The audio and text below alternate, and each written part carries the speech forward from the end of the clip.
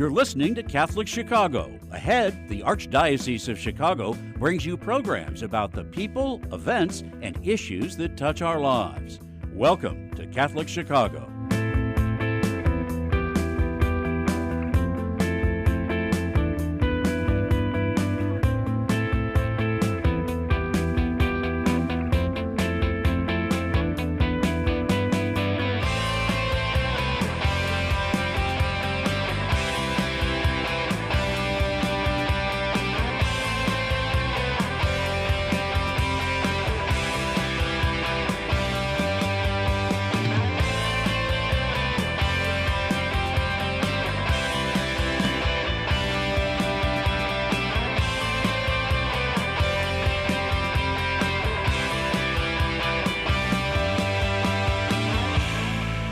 Good morning. Welcome to Catholic Chicago on WNDZ 750 AM.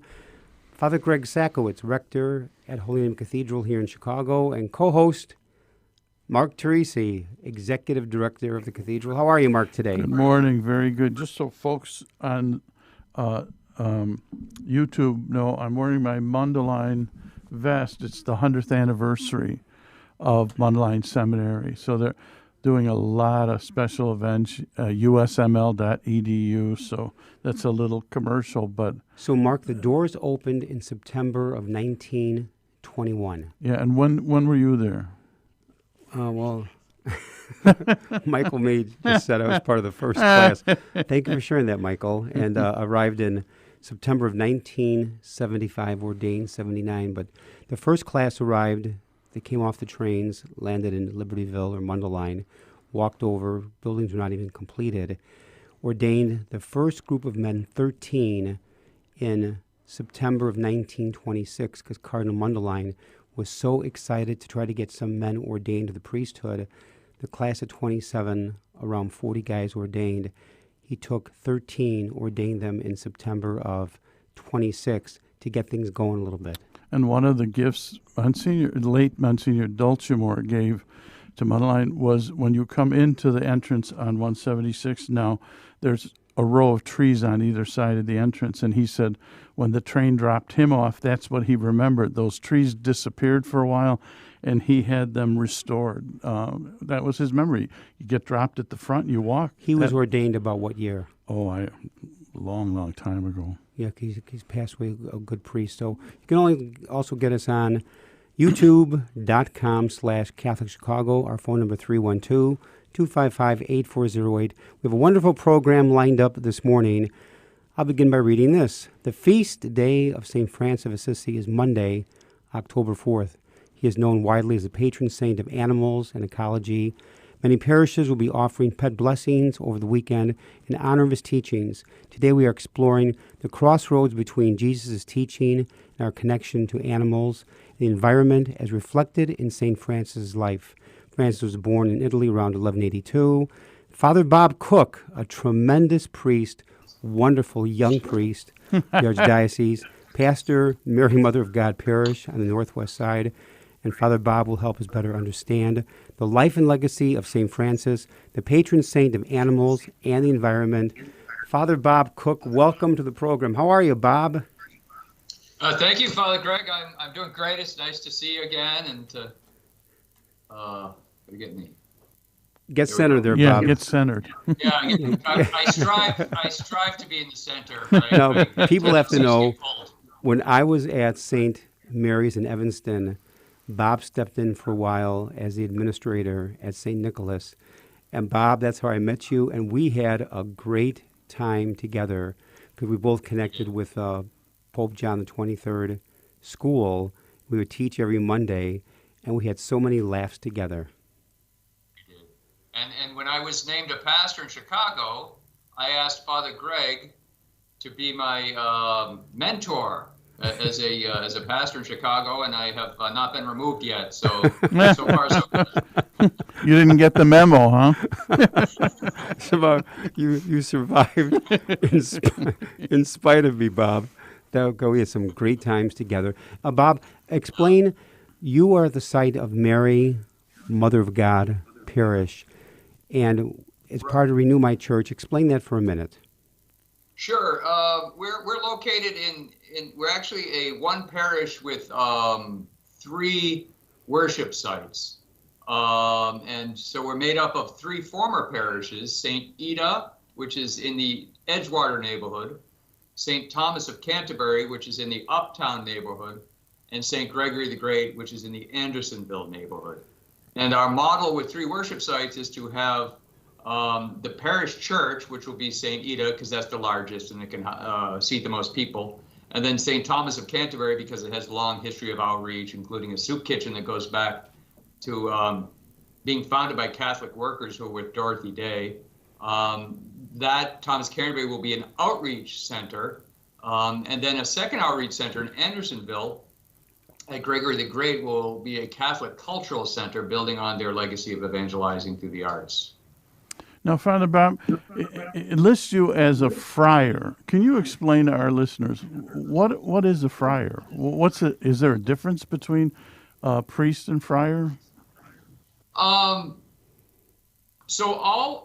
When St. Francis founded the order, he didn't intend to found an order. That's the interesting thing. He says he was just living in this life of radical conversion, coming from a wealthy family, and just found that wealth and the lures of the world did not bring him joy, and he only found it by this radical conversion to Christ.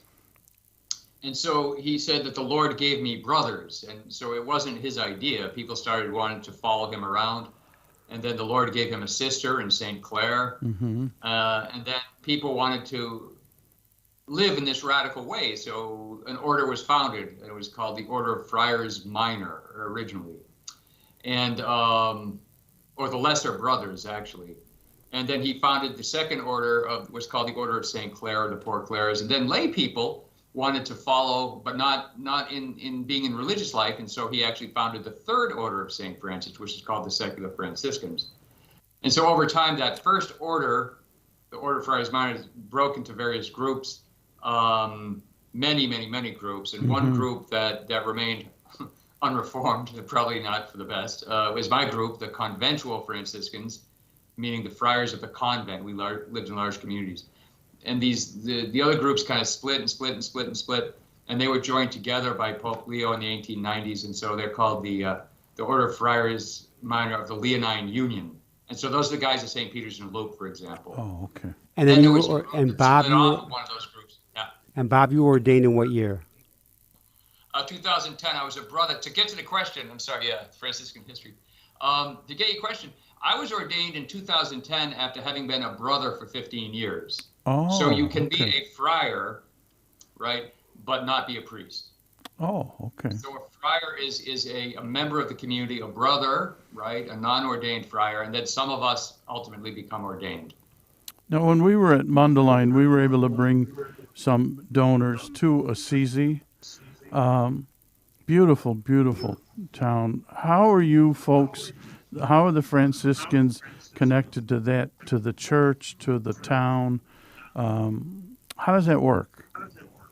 Well, it's really where Francis lived and died, and the Basilica of St. Francis. So that's our branch of the Franciscans. There is we live in what's called the Sacro Convento, which is attached, and that's where he is buried. That magnificent structure, with the frescoes by Giotto and Cimabue. Very significant in the history of art. It's an amazing place. It's like a functioning medieval city that's just loaded with Franciscan friars and sisters, and it's just incredible. It's like nowhere else on earth. It's a thin space, as they say, just incredibly beautiful. And how long? We have. Go ahead, Bob. I was going to say, yeah. So to answer your question, so our friars live at the Basilica of St. Francis of Assisi and manage it, if you will. Now, whenever you think of October 4th, Francis, he's always connected with birds and animals, the environment. How did that happen?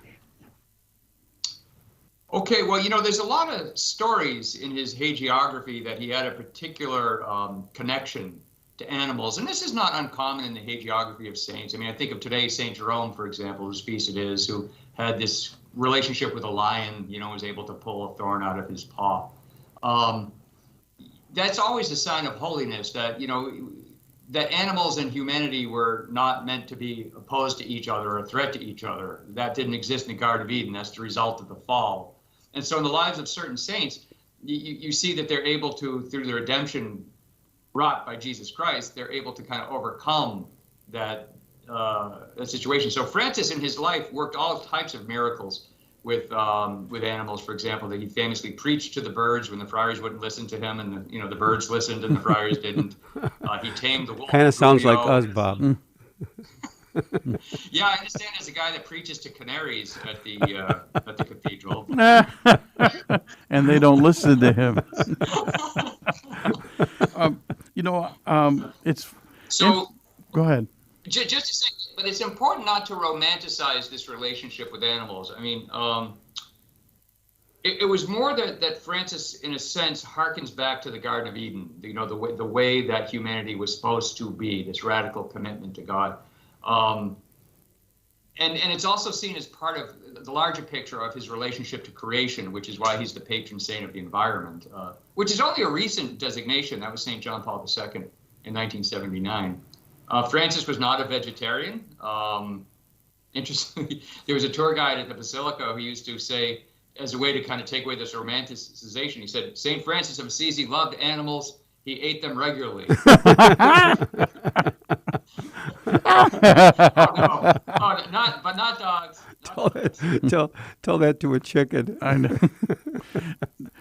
No, one of the things about Francis that I remember hearing is the idea that he had that dream, and the dream was rebuild my church, and he did it wrong the first time, and then it really, and it's interesting that you're involved in this Renew My Church movement, because it is a rebuilding of the church. Any thoughts on that? Am I accurate in that remembrance? Yes, yeah. In fact, that's the cross that's used, that San Damiano cross that's used as the symbol of Renew My Church, is actually the cross that spoke to St. Francis. He heard from the cross, rebuild my church, and he took it literally, and he rebuilt that church. And then he built 2 other churches. And then he came to understand that the Lord gave me brothers, and he was to do it through his religious order. But I think it's important to see, with regard to animals and creation, it's important to see St. Francis as a mystic, right? And that's why he's able to have these relationships. And I know I'd like to I have a very short reading, and it's a very famous reading, though. Okay, it's a poem that he wrote, and it's called The Canticle of Brother Sun. Oh, sure. Yeah. And you may have heard of this, but this is going to be significant, right? He writes, Most high, all-powerful, good Lord, yours are the praises, the glory, the honor, and the blessing. To you alone, Most High, do they belong, and no man is worthy to mention your name. Praised be to you, my Lord, with all your creatures, especially Sir Brother Sun, who is the day through whom you give us light, and he is beautiful and radiant with great splendor, and bears a likeness of you, O Most High. Praised be to you, my Lord, through Sister Moon and the stars. In heaven you formed them clear and precious and beautiful. Praise be to you, my Lord, through Brother Wind, through the air, cloudy and serene, of every kind of weather, through which you give sustenance to your creatures. Praise be to you, Lord, through Sister Water, which is very useful and humble and precious and chaste. Praised be to you, Lord, through Brother Fire, through whom you light the night, and he is beautiful and playful and robust and strong. Praise be to you, my Lord, through our sister, Mother Earth, who sustains and governs us, and who produces varied fruits with colored flowers and herbs. There it is, yeah, and he continues. And so this is like true mysticism, is that he is seeing in creation, he would call the vestigia, or the footprints of Christ. He sees in these beautiful things the creator, the artist, if you will.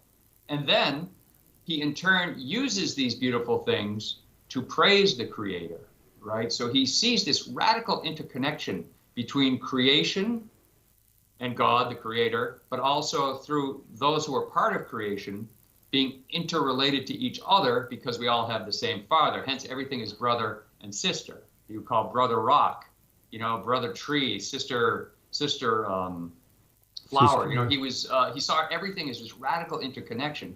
And that is why he's really the patron saint of the environment, is because he's not an environmentalist per se, but he sees God in creation, right? He sees it's sacramental, a sacramental worldview. This kind of God's grace is mediated through physical things, mediated through creation. So when people say, I experience a grace-filled moment in a sunrise, it's a sacramental moment because God is using a created thing to convey his grace. I mean, there's the 7 sacraments of the church, right, where we know his grace is always found. But God is not limited to the sacraments. He can convey grace in other sacramental ways with a small s. It was very interesting, Bob, and that is for Francis. He connects the mystery of God with the mystery of life through creation. On that note, Mark, take us to break. WNDZ, 750 AM, Catholic Chicago, 312-255-8408. Or you can see us on youtube.com/Catholic Chicago. Father Bob, maybe when we come back, we could talk a little bit about your vocation and how you were called to the Franciscans. What caused you to move and accept that call? We'll be back in a few minutes. Please stay tuned.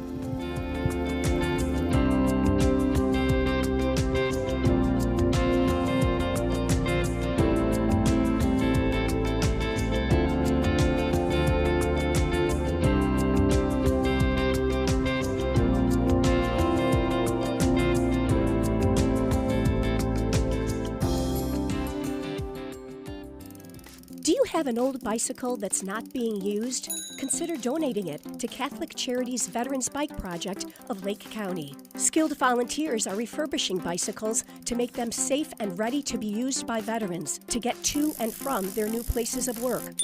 We also gratefully accept financial contributions that are used to purchase bike helmets and other safety accessories. Our veterans have faithfully served the United States, and now it is our privilege to serve them.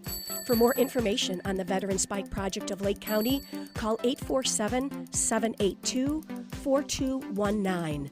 That's 847-782-4219.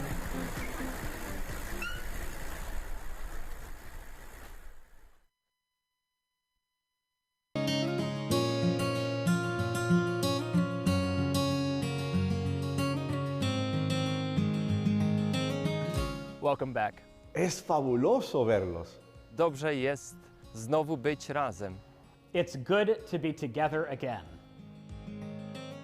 After so many months apart, pandemic capacity limits have been lifted, and we want to welcome everyone back to church.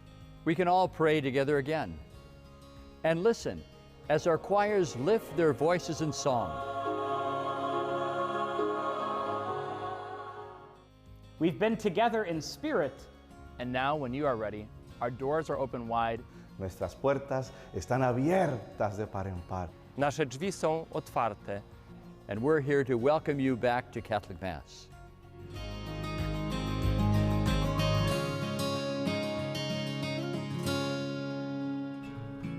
Ancestry and genealogy are more important every day. People all over the world are wanting to learn more about their family heritage for personal and for health reasons. At Catholic Charities, we are hearing from adults who lived for a brief time at St. Vincent's Orphanage, the wonderful life-affirming agency that operated out of our headquarters for 91 years, serving thousands of women, children, and families until it closed in 1972. Our post-adoption services help adults who want to learn more about their experience at St. Vincent's. Our compassionate staff members provide whatever family background information they can offer, along with support and reunion services. To learn more, call 312-655-7093. That's 312-655-7093. The spirit of St. Vincent's lives on in the inspiring stories that continue to emerge today.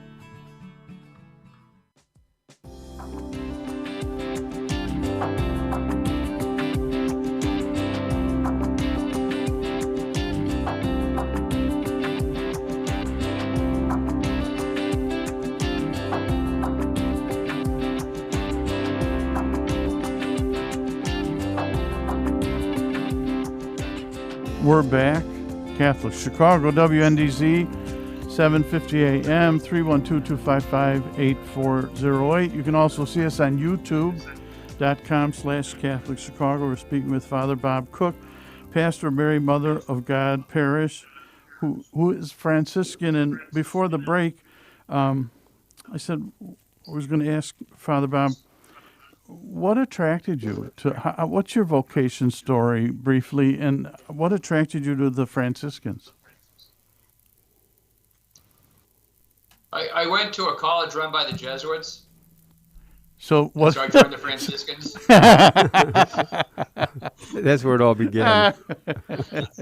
If there are any, I actually am grateful that the Jesuits really put in my my heart this really kind of that you encounter Christ in the poor. You know, I really left college with that pretty strong, and so when it came time to discern a vocation, I was drawn to the Franciscans for two reasons. The first was the sense of fraternity, that really, brothers living in common and in a common mission, and to be part of a religious family. There's a strong sense of that in Franciscans that, as he says, the Lord gave me brothers. And that's really essential to the Franciscan vocation. Not only does Francis see everything as brother and sister, but particularly within the order, that we're a brotherhood. And like any other family, we fight, we eat together, we argue, we watch TV together, So that's something. The other thing is the commitment to the poor. Francis was attended to lepers. That's what he did, when he wasn't 6 months a mystic and then 6 months kind of working with the poor. Mm-hmm. And so that's why we came to Chicago, as we were seeking specifically a place like Thomas of Canterbury that had a soup kitchen, a place like St. Ida that had, a large community of immigrants and refugees, which is, we typically would work with those communities. Here there's over 50 languages spoken. I mean, it's a remarkable place. And it's like a sweet spot for the Franciscans. And then when we added Gregory the Great to the parish and their history of evangelizing through beauty, the Franciscan order has also always done that, as you mentioned, Mark, the experience of Assisi and the very beautiful, kind of art and culture. That's also a part of what Franciscans do. Now, Bob, you were born where? Central Massachusetts, and then then I joined the order and kind of get transferred around. But your background, one thing I should say, your background is law, isn't it? Yeah, and to put a plug in, so I'm a lawyer before I joined the Francis. So I practiced law for 5 years, and then so here in Chicago, I'm the chaplain to the Catholic Lawyers Guild as well, and we are having our Red Mass on the Feast of St. Francis of Assisi, October 4th, at the Cathedral. Right. So put in a plug. All are welcome. And Bishop Bob Lombardo, our Franciscan bishop, will actually be the presider at that Mass as well. So it's Monday at 5:15, is it? I think so. 5:15 or 5:30, Monday at the Cathedral, and all are welcome. Now, could you, Bob, we have a friend who is a brother, Sacred Heart brother, and he explained it. And he explained to me, brother can become a priest. Could you explain that to our listeners a little bit? Because you were a brother for, did you say 15 years, and now you're a priest. Could you explain that? Because that might be a little confusing for folks. So think of now this is, brothers hate when you say this, but it's kind of the easiest. And when I was a brother, I hated when we say this too. But so brothers are members of a religious order, right? Now, not all religious orders are priests. There is some, for example, that the brothers, like the Christian brothers who run schools, there are a community of brothers. They don't have priests. Then there are mixed communities like the Franciscans, the Dominicans, etc., the Augustinians that have brothers and priests. The analog to a brother is a sister, in a sense, in a religious community, right? That they belong to a religious community, and their ministry is not sacramental ministry. It's not an ordained ministry. And so when I was a brother, for example, I worked as a lawyer. I did some administration. I worked in a crisis shelter. You can do, as a brother, you can do, virtually anything, but once you're ordained to the priesthood, the ministry tends to be more sacramental in nature. And our community is quasi-monastic, so our big house in Chicago is Marytown up in Libertyville, and which is the National Shrine of St. Maximilian Kolbe. And that house tends to live more monastic, so I lived there for a few years, and it's really just kind of the life of prayer and work. there in a Franciscan context. But again, it's priests are ordained for a particular ministry. Now, Whereas, Bob, you spent what years at Mundelein in Marytown? I didn't go to Mundelein. No, in Marytown. Oh,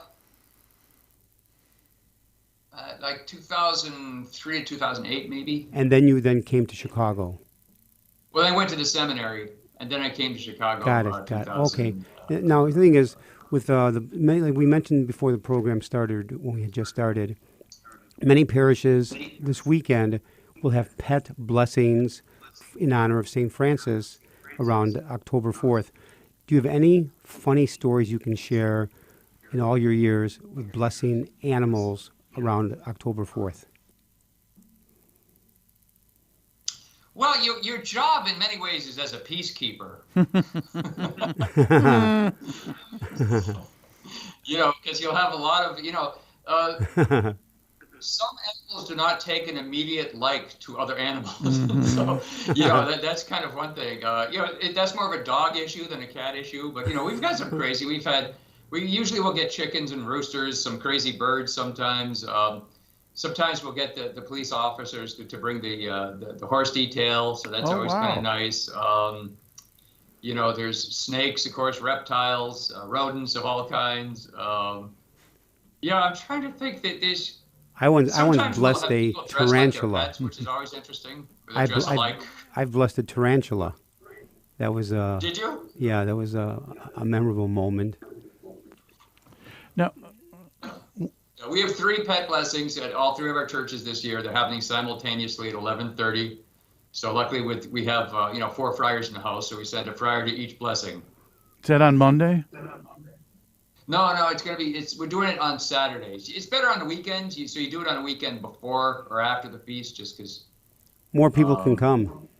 Yeah, and it's a nice outreach too, because it's a way that we can invite people to engage with the church, in a way that they might not do so otherwise. So we get a lot of people from the neighborhood who are parishioners, but we're in the neighborhood, we're good neighbors, and so we want to be in relationship with all our neighbors. Yeah, I have found, Bob, that people who are not even Catholic will come for a pet blessing when they hear from a neighbor. They bring their dogs and cats and birds. They may not even be Catholic, but again, all are welcome because you're again connecting the mystery of God with life through creation, through St. Francis. And, animals are such a big part of people's lives. I've dealt with people who have lost a dog, and truly for some, it's like losing a member of the family. Who've lost a dog that's been with them for 15 years, 17 years, and they are devastated. They're just devastated, and I respect that because it's been part of the family for so many years. Is it strictly in person, or are you doing a live stream where people could watch it on? It's strictly in person. I mean, we hadn't thought of that, but you could. I mean, one of the other things that we do is there's a neighborhood organization up here called Care for Real that has a pet food pantry. Which is why a pet food pantry, because there are people who don't have a lot of money who will feed their pets before they feed themselves. Yes. So if you give them pet food, it's more food for themselves. And so we use this as a fundraiser for this pet food pantry, and also to bring awareness to this ministry in the area. That's wonderful. We need to bring the segment to a close. We want to thank in a very special way Father Bob Cook, pastor, Mary Mother of God Parish. Bob, you are a tremendous priest. It's a joy having you on the program. You're a man of deep faith and joy in the Lord. I know you're doing great things. Now, presently, you live with how many friars in your community? There's 4 of us here right now. So 4 right now. A 5th is coming. Terrific. Well, God bless your ministry. Enjoy the weekend.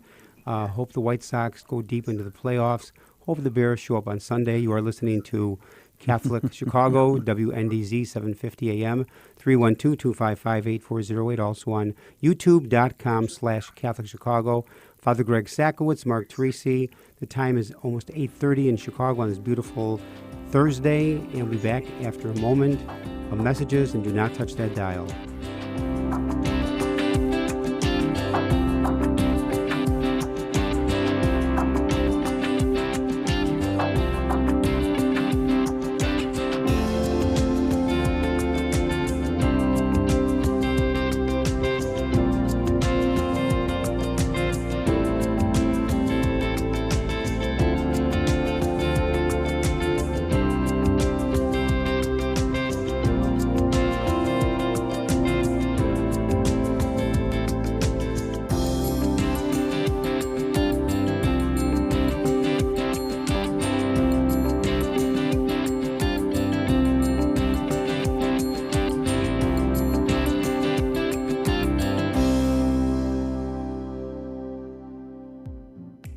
Throughout the COVID-19 pandemic, Catholic Charities has continued to respond to the needs of people who come to us for assistance.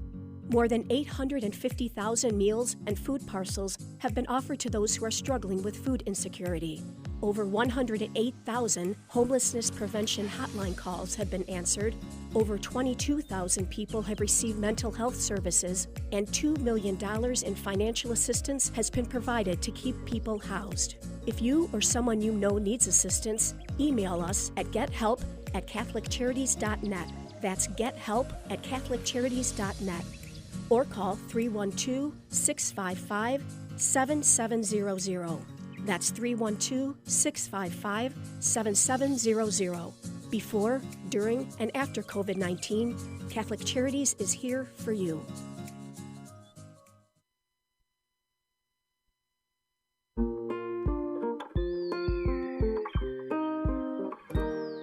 I feel special. I feel great. I got good grades. We've seen a huge surge in our kids now meeting or exceeding grade level. Come check us out. You may have never thought we were an option before.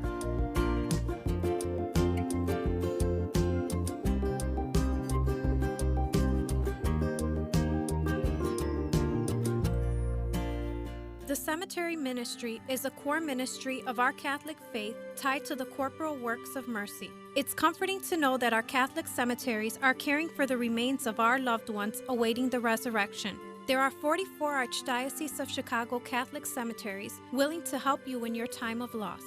Call 708-449-6100 or visit CatholicCemeteriesChicago.org. Catholic Cemeteries, serving the Catholic community since 1837. Catholic Charities in Lake County provides a comprehensive range of social services supporting individuals, families, and older adults. These include crisis assistance, shelter, clothing, family support, counseling, legal assistance, primary health care, and specialized services for seniors and veterans. Grab-and-go meals and food pantries help those who are experiencing food insecurity. Plus, we have a diaper depot to support low-income families and their infants. If we can assist you or someone you know, please call Catholic Charities of Lake County at 847-782-4000. That's 847-782-4000. In recent weeks, many people have reached out to Catholic Charities to ask what we are doing to help our Afghan brothers and sisters. They also ask how they can join us in our work. Current estimates suggest that 50,000 refugees are headed to our shores in the coming weeks. Based on a decade of experience in refugee resettlement, we predict that it will cost $50,000 to resettle a family of 4 for 6 months. This includes housing, food, clothing, and other urgent needs as they establish new lives in Chicago.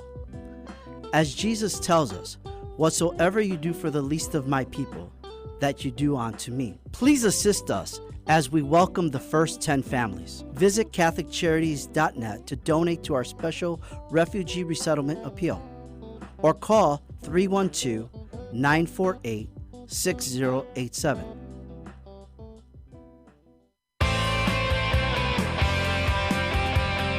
You're listening to Catholic Chicago. Ahead, the Archdiocese of Chicago brings you programs about the people, events, and issues that touch our lives. Thanks for letting us be part of your morning. Now again, Catholic Chicago.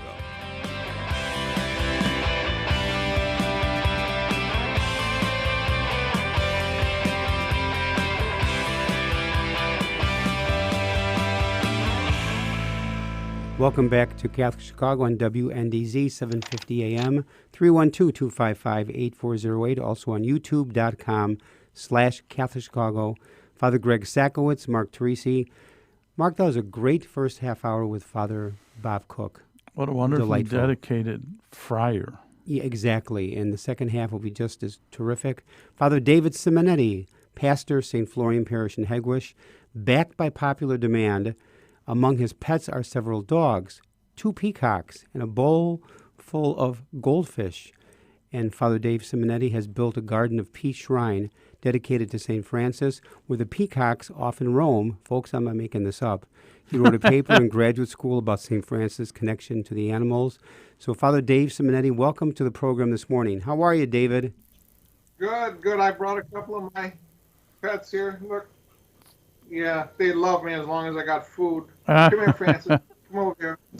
Come over here. Yeah. Well, see, look, we match. What do you have, a pet shop there? How many dogs do you have? 3. Look, he looks like Tina Turner.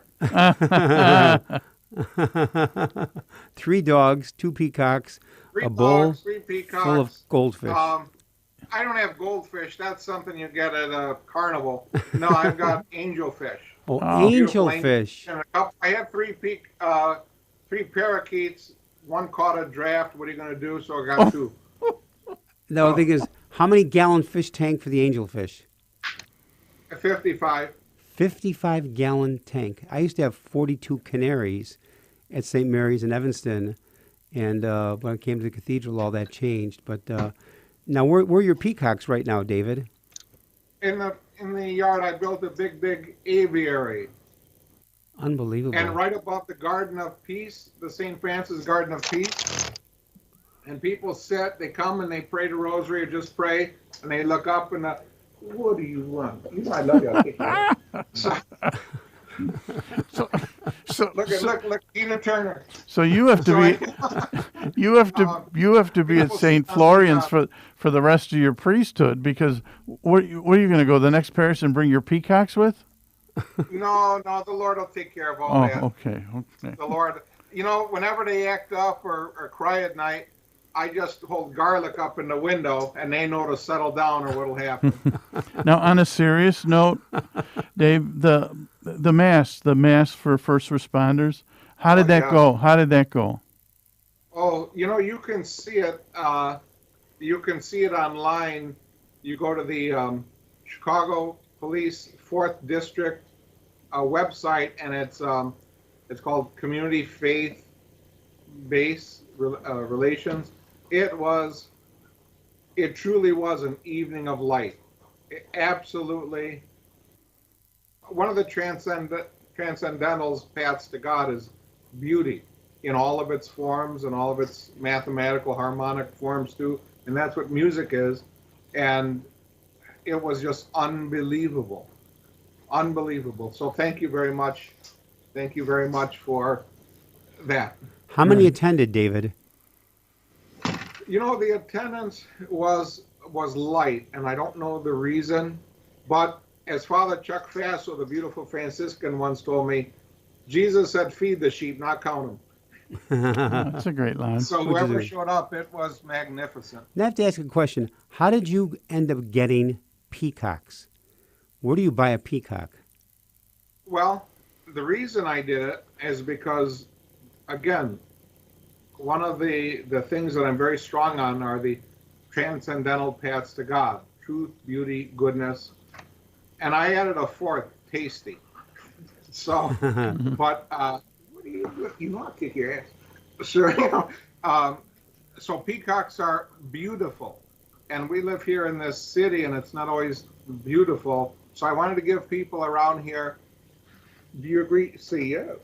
Now, just so our radio listeners know, their father's dogs are visiting him while he's talking on our YouTube channel. So, your radio listeners, if you hear, I'm not telling you, I'll kick your ass, Mark. Yeah. No, the dog. Yeah, but if you hear Father David saying, "Oh, give me a kiss," he's talking to his dog. Yeah, make it very clear. Cardinal Super cheers that too. Very good. So anyhow, but peacocks are. This is, Mark, seminary is like a stand-up comedian. I know, exactly. Bum. So I got 3 peacocks as little ones, and I've had them for a couple of years, and they add beauty to the parish, and people come, and the kids come to see them. They knock at the door with their parents. Go we see them, and I pick up the feathers, and I give them to the kids as feathers and things. So Now, very beautiful. were you raised on a farm or something? No, you know what? Before I got my first dog at my last parish, and every rectory should have a dog, honest. I never had a pet in my life. In fourth grade, I won a goldfish at a carnival, and he, believe it or not, he drowned. I gave him the wrong kind of food, the pellet instead of the plate. Goldfish drowned. And I had to use my mother's tweezers to pull the pellet out, but it was too late. So I know medical school was out, and my mother loved that I used her tweezers to pull them out. But so I never had a pet. And once I got my first dog collie, Bella the ballerina, and then she needed a little company, so I got Francis the bear that you saw. And then I've got another one, but I didn't bring him in here because it'll be the Battle Royal. That's Frankie Blue, whose birthday is on the Feast of St. Francis in a couple days. Now, for those that are watching the on YouTube, your peacocks are huge and full of plumage and feather.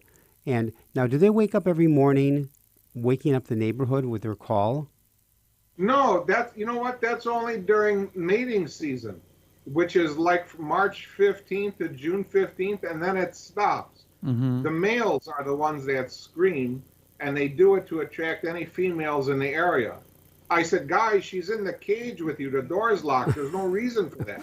But whatever. What else do you want? Now, I was surprised to see on YouTube, is that unusual, a white peacock? I've got two. Maybe. I don't know. Oh. But now, let me ask this, David, what do the parishioners say about all your animal kingdom? They love it.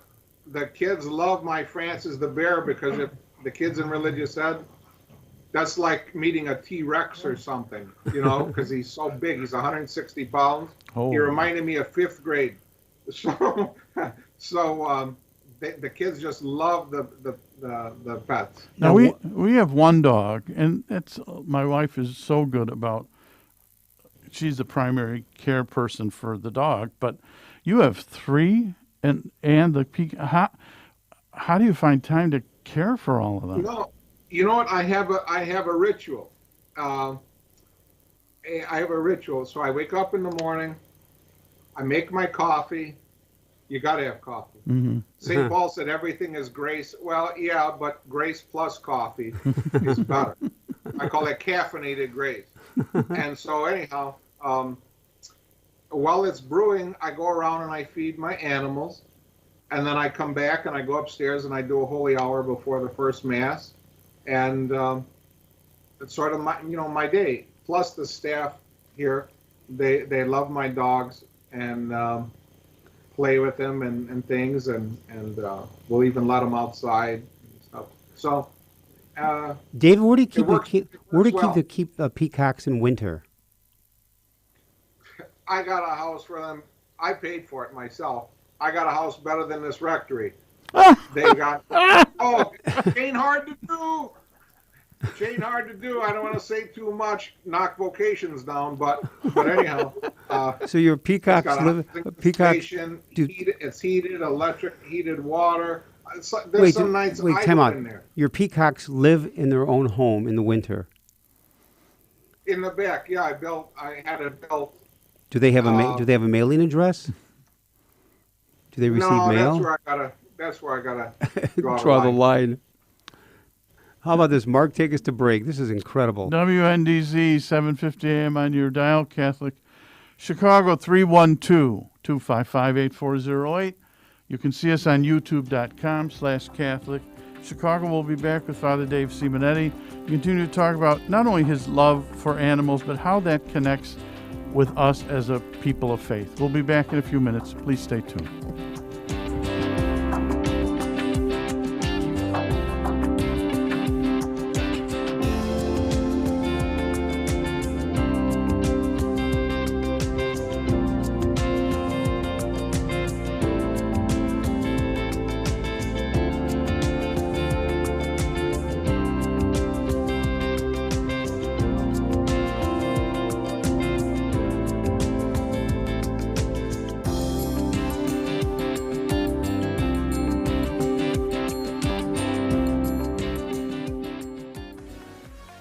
Catholic Charities Veterans Employment Services help veterans find and maintain employment through job readiness training, resume writing assistance, mock interviews, and job placement counseling. We work with a wide array of employers and community partners to help veterans reach their career goals. We owe a debt of gratitude to all of our veterans for the sacrifices they made to serve our nation. It is our privilege now to assist them.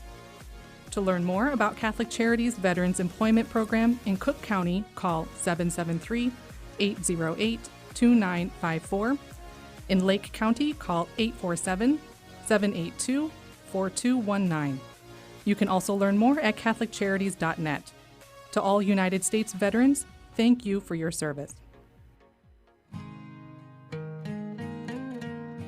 I am a seminarian. The Church needs compassionate and well-trained priests to help guide each of us through life. What inspires me, what draws me always to the priesthood is continue to see priests be a beacon of hope for other people. You can play a part in the education of these young men as they prepare for a life of service to others. I want to be that beacon of hope too, and it sets my heart on fire. To support our seminarians, make your gift at archchicago.org/seminarian fund or call 312-534-7959. Are you looking for quality, affordable childcare at this back-to-school time of year? Look no further than Catholic Charities Child Development Centers. We have 2 locations conveniently located in Berwyn and Summit, offering before and after-school care, as well as full-day childcare. Each center offers a safe, welcoming environment where children receive a nutritious breakfast, lunch, and snack while participating in a creative, age-appropriate curriculum that is challenging and fun. Preschoolers enjoy art, music, literature, and computer activities, while our school-age program includes homework help, art, sports, music, field trips, and more. Catholic Charities staff members are highly qualified, caring people who want the very best for every child. Our child care centers are especially popular with working parents. Enroll your child today. To learn more, visit CatholicCharities.net/childdevelopment or call 312-636-5398. That's 312-636-5398.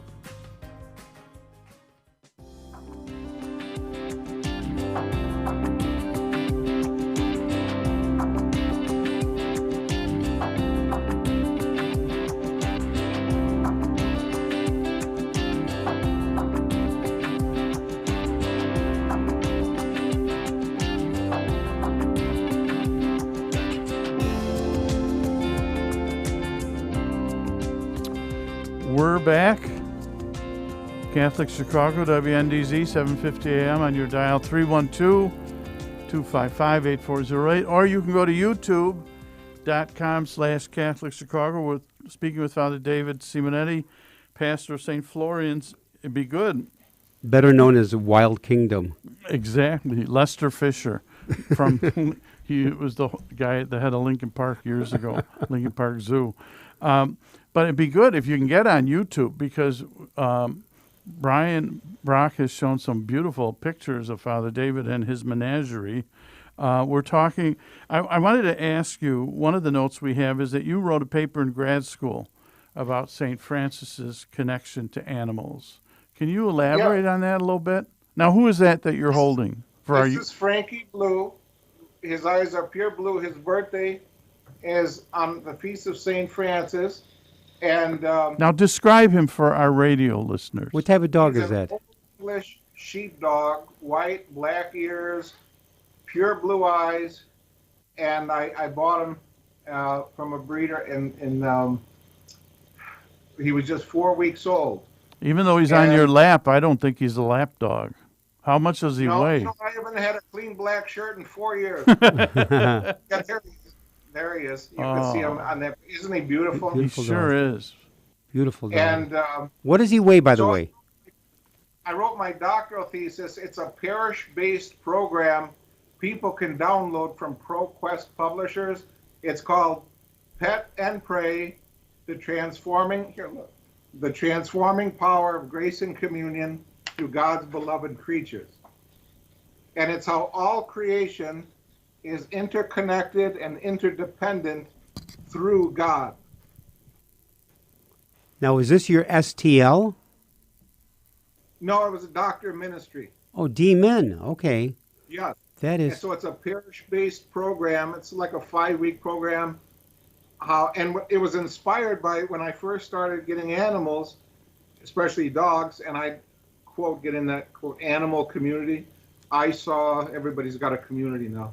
So I saw how people were, the relationships, even if it was for a moment, were developing through the animals and connecting people, even for a moment, to show pictures of like they were showing pictures of their kids or something, and little connections. But then I noticed a pattern. I see patterns, and I noticed a pattern developing that needed a corrective.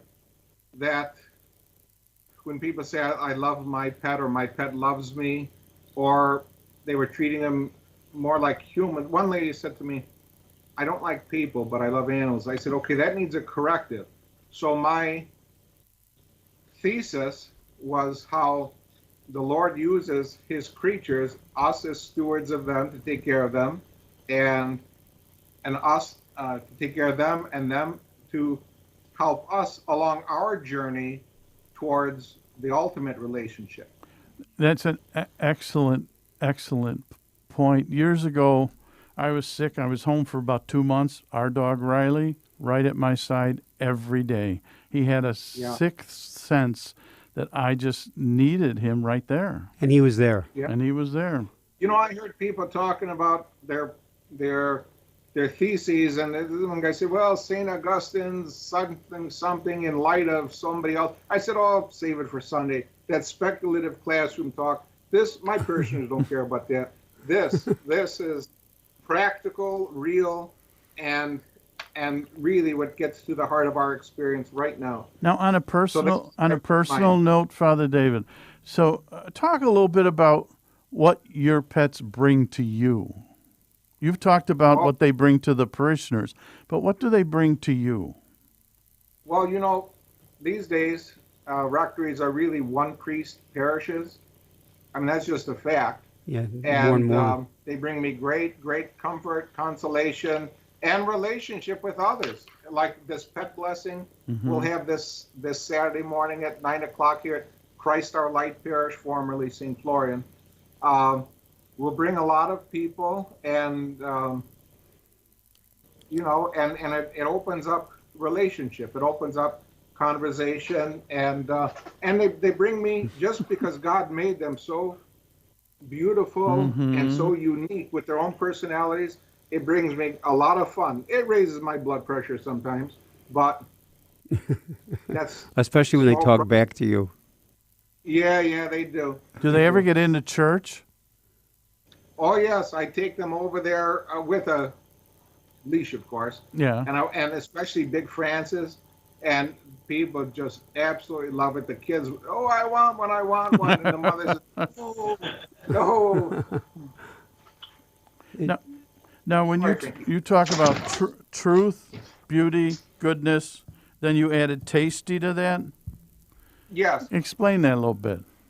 Well, I'm an amateur chef, and I have my own spaghetti sauce company for charity, and maybe that could be a show some other time. But I for me... You want to hold it up now? Do you want to hold up a product? Do you happen to have it there? No, no self-aggrandizement till maybe next time. Although I will say, I do go in the stores now, and I cover my collar. We're visually losing you, David. We're losing you. Yeah, get back in the middle of it, David. We're losing you. The other way. Yeah, David, you're out of screen. I've got a face for radio anyhow. But I go in the store and I cover my collar and I turn Paul Newman's jars around because he's no longer and Luke. He's a competitor. No, all the money goes to charity. All the money and I even some of the archdiocese beautiful ministries.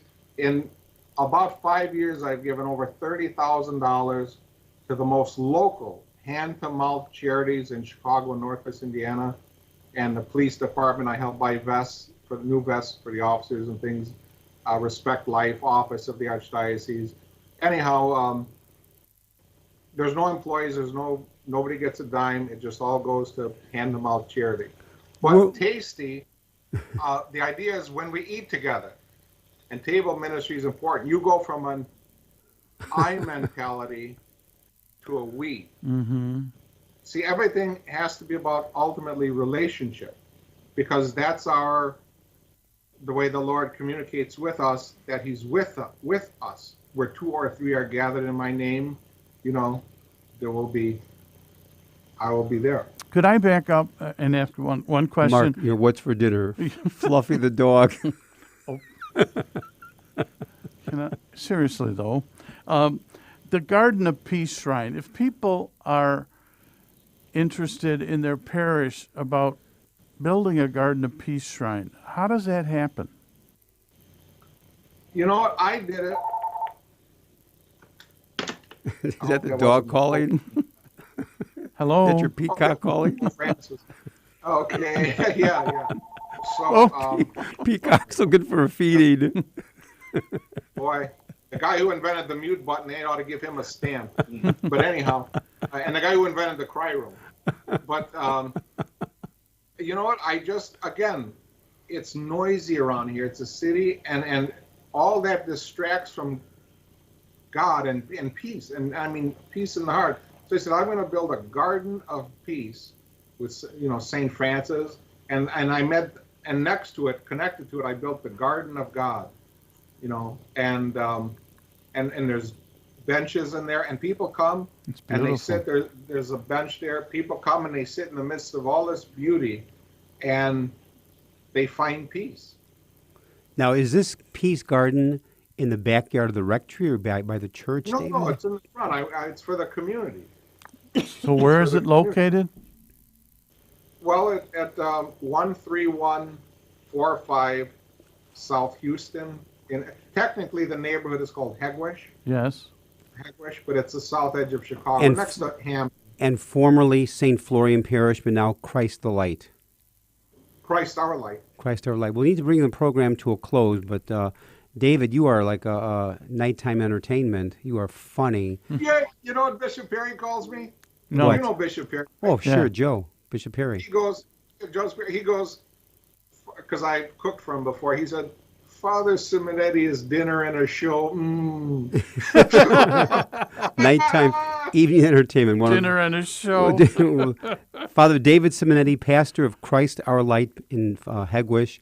David, it's been a joy having you. You really connect with nature, your love of animals, love of people. You're doing a great job in the Hegwish community, and I want to thank you very much. Special thanks to co-host Mark Teresi, and special thanks to our producers, Michael May and Brian Hockey Hitman Brock, to all of them, and to our listeners. Thank you very much. Go White Sox. Playoffs begin a week from Thursday. I mean, the Bears at least show up on Sunday against Detroit. God bless.